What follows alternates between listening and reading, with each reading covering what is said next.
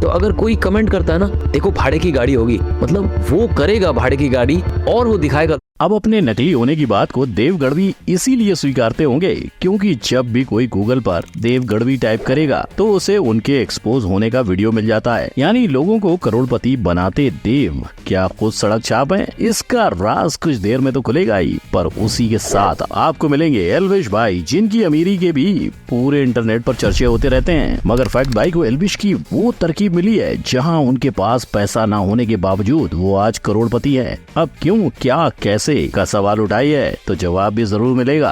Hello भाई लोग, मैं हूँ आपका पोल खोल फैक्ट भाई, और नकली अमीरी हर दूजे को जमीन से इन्फ्लुएंसर बना रही है। अब और ही कोई देख लो जिसके चर्चे 2023 के पहले कहीं नहीं थे, तो आखिर ये भी लोगों को लीवर के नाम से मामू बनाते हैं। आइए जानते हैं। नंबर 1, बचपन से अमीरी।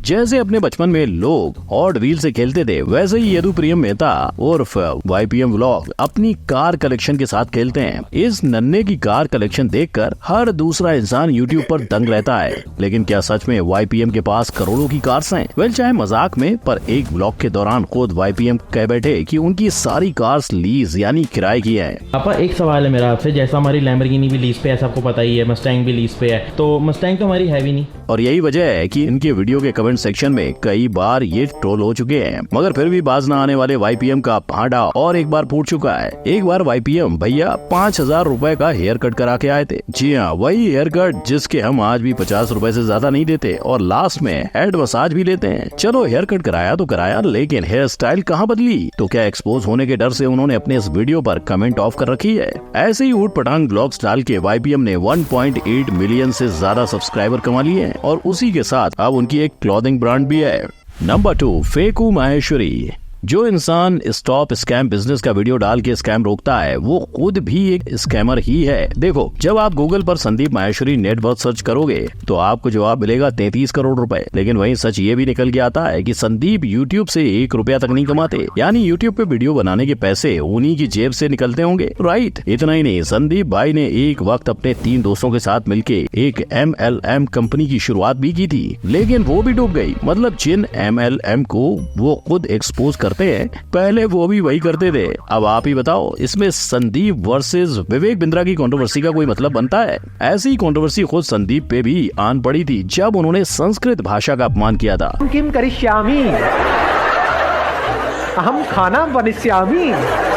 लोगों ने इन्हें इतना ट्रोल किया कि 24 घंटे के अंदर संदीप ने लोगों से माफी मांगी। तो भाई लोग, मोटिवेशनल स्पीकर होने से पहले आपको कई चीजों का ध्यान रखना जरूरी है। नंबर 3, सदी के महागरीब। On screen the great gambler और ऑफ स्क्रीन ठन ठन गोपाल। आखिर इस सदी के महानायक 80 साल की उम्र में भी क्यों उछल कूद कर रहे हैं? इस चीज का जवाब चाहे अमिताभ ने कभी ना दिया हो, लेकिन फैक्ट भाई को इसकी एक वजह मिली है। 90 के दशक में अमिताभ कर्जे में ऐसे डूबे कि उन पर कुल 55 कोर्ट केसेस चल रहे थे। इतना ही नहीं, जिस घर पे आज अमिताभ रहते हैं वो भी नीलामी की ओर निकल पड़ा था। ये सब कुछ अमिताभ की नई बनी एंटरटेनमेंट कंपनी के कारण, जो कि जल्द ही डूब गई, और उसी दौरान उन्हें कौन बनेगा करोड़पति बनने का मौका मिला। और अमिताभ ने कहा अब उन पर कोई कर्जा नहीं। मगर अमिताभ को अब भी एक्शन मूवीज करते देख शायद लोगों को शक होता है, और क्यों ना हो, जब घर का बेटा काम न करता हो तो बाप कैसे रिटायरमेंट ले ले, राइट? लेकिन भाई लोग, हाल ही में जया बच्चन ने फैक्ट भाई समेत सभी लोगों के शंका की लंका में आग लगा दी। उन्होंने कहा कि उनके और अमित जी के पास कुल मिलाकर 1000 करोड़ रुपयों से ज्यादा की संपत्ति है। तो अमिताभ के अब भी काम करने की वजह सिर्फ शौक ही होगी। नंबर 4, सपने बेचो खरीदो। ले लो गर्मा गर्म सपने ले लो। ऐसे ही चिल्ला चिल्ला कर देव भाई हर दूसरी यूट्यूब एड में आ जाते हैं। इनका कहना है कि 9 से 5 वाला जॉब जितना छोड़ सकते हो छोड़ दो और करोड़पति बनने की रेस में लग जाओ, और लोग इन्हें सीरियसली ले। इसीलिए देव गढ़वी ने खुद की कहानी लोगों के बीच रखी है। इस कहानी में देव ने 9 to 5 वाली घिसी पिटी नौकरी छोड़ी, 2 बिजनेसेस खोले, बेस्ट सेलिंग किताबें लिखी, और ये सब करने के बाद वो एक सक्सेसफुल एंटरप्रेन्योर बन गए। पर इस कहानी की असलियत, वेल, देव कई साल पहले 9 to 5 की BPO जॉब कर रहे थे, मगर उनके 2 बिजनेसेस के बावजूद आज वो सोशल मीडिया पर किसी को इंस्पायर नहीं कर पा रहे हैं। इतना ही नहीं, देव का बेस्ट सेलिंग किताबें लिखने की कहानी भी झूठी है। अब ऐसे में कौन यकीन करेगा कि ये फरारी ही चलाते हैं, और क्यों मानेंगे कि देव उन्हें करोड़पति बना देगा? फैक्ट भाई की मानो तो जो इंसान आपसे 99 रुपए मांग रहा हो, वो आपसे नहीं पूछ सकता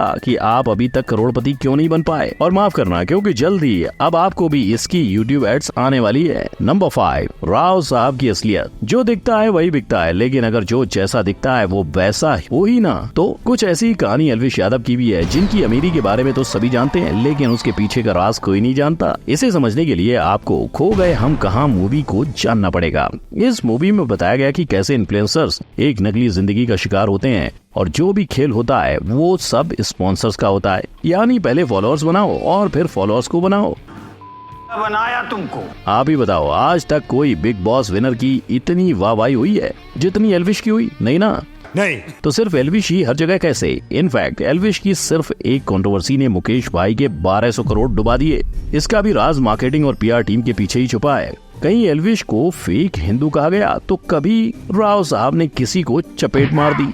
ये सब इसीलिए क्योंकि इंटरनेट उन्हें भूल न जाए। यानी जो गाड़ियां और शो ऑफ एल्विश दिखाते हैं वो भी मार्केटिंग का हिस्सा हो सकती हैं। वैसे भी बिग बॉस के 25 लाख कब तक चलेंगे? नंबर 6, औरी की महामारी। औरी को चलता बैठता और नाचता देख सभी के दिमाग में एक ही सवाल आता होगा कि ये औरी आखिर चीज क्या है।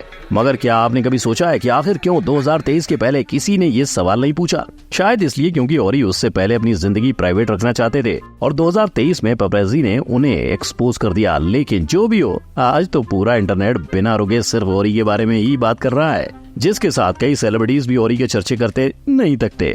I think he's like a really funny person. What does he do? He does a lot. He works for himself. पर औरी में ऐसा क्या है कि सेलिब्रिटीज उनसे जुड़े हुए हैं? वेल, अब इसकी अफवाहें तो आप सुनी चुके हो, लेकिन अब जानते हैं कि क्या सच में औरी जितना दिखाता है उतना अमीर है। जब औरी बिग बॉस में आए थे तब उन्होंने बताया था कि वो फोटोज के लिए 20 से 30 लाख रुपए चार्ज करते हैं और शादियों में नाचते हैं। मगर आज तक औरी को ना किसी ने किसी शादी में नाचते हुए देखा है और ना ही किसी ने ये खुलासा किया कि औरी ने फोटो के लिए कोई चार्ज किया। तो इनकी लाइफस्टाइल के पीछे का राज बॉलीवुड के सेलिब्रिटीज ही हैं। नंबर 7, गोल्ड के दीवाने। सोना किसे नहीं पसंद? I mean, सोने की चीज किसे नहीं पसंद? किसी को हो ना हो। सनी बागचोरे और उनकी दोस्त संजय गुर्जर को तो सोना जान से प्यारा है। इनफैक्ट ये दोनों एक साथ ही सोना लेने निकल पड़ते हैं। और तो और दोनों दोस्त ना सिर्फ गले में पर जूतों में भी गोल्ड पहनते हैं। पर जहाँ अंधा पैसा बह रहा हो वहाँ फैक्ट भाई कैसे ऑडियंस की आंखें ना खोले। वेल, अगर आप देखोगे तो सनी एक फिल्म प्रोड्यूसर भी हैं, जहां उन्होंने जिला गाजियाबाद और जयंत भाई की लव स्टोरी जैसी फिल्मों में पैसा लगाया था। और जहां जिला गाजियाबाद में 36 करोड़ रुपए लगाए गए थे, वहीं मूवी ने सिर्फ 22 करोड़ कमाए, यानी फ्लॉप। वहीं सनी ने जयंता भाई की लव स्टोरी के लिए 14 करोड़ लगाए, जिसमें से सिर्फ 3 करोड़ वापस आए। मतलब जितना पैसा लगाया गया उसमें से काफी कुछ गंवाया गया। तो फिर ये महंगी गाड़ियां और आलीशान लाइफस्टाइल, इसका सबसे बड़ा खुलासा है आदत से मजबूरी। जी हाँ, जब एक इंसान बचपन से किसी लाइफस्टाइल को फॉलो करते आ रहा हो तब उसे बदलना मुश्किल ही नहीं नामुमकिन हो जाता है, चाहे फिर उसे बनाए रखने के लिए कर्ज ही क्यों ना लेना पड़े। नंबर 8, दुनिया के अमीरजादे। कभी पापा से हजारों रुपए लेकर लाखों की कमाई की है? ऐसी इसकी टोपी उसके सर यूके में रहने वाले सैम कुक ने घुमाई थी। सैम ने कहा कि स्टॉक मार्केट की मदद से उन्होंने अपने पापा के 2000 पाउंड्स को 21 मिलियन पाउंड्स में तब्दील कर दिया। इसके अलावा सैम ने फरारी और अपने लेविश घर को भी शो ऑफ करना शुरू कर दिया और इसकी मदद से सैम ने अपने फ्रेंड्स और फैमिली से पैसे हटने शुरू किए, ये कहकर कि वो उनके पैसे स्टॉक में इन्वेस्ट कर देगा। मगर ऐसा बिल्कुल नहीं हुआ। इनफैक्ट उस पर कोर्ट का मुकदमा चला और सैम को 2 साल की जेल की चक्की पीसनी पड़ी। ऐसी ठगगिरी रशिया की एना डेल्वे ने भी की। इन्होंने अपनी पहचान जर्मनी में रहने वाली अमीरजादी के तौर पर दी और एक फाउंडेशन की शुरुआत की। इस फाउंडेशन की मदद से एना ने बाकी रिच लोगों को ठगना शुरू कर दिया। लेकिन जल्दी लोग समझ गए कि एना बस लोगों से अपने खर्चे फ्री करवा रही है और पुलिस ने उन्हें गिरफ्तार कर लिया। इनकी चोरी के किस्से इतने फेमस हुए कि नेटफ्लिक्स पे इन पर एक सीरीज भी बनाई गई है। तो भाई लोग, ये थे वो नकली करोड़पति जो असली बनकर आज तक आपको बेवकूफ बनाते आ रहे हैं। लेकिन अगर आप जानना चाहते हो कि कैसे फ्लॉप बॉलीवुड एक्टर्स इतने अमीर हो गए तो इस आई बटन पर क्लिक करो। वीडियो अच्छी लगी हो तो लाइक, कमेंट, शेयर और सब्सक्राइब करो। मिलते हैं अगली वीडियो में। जय हिंद।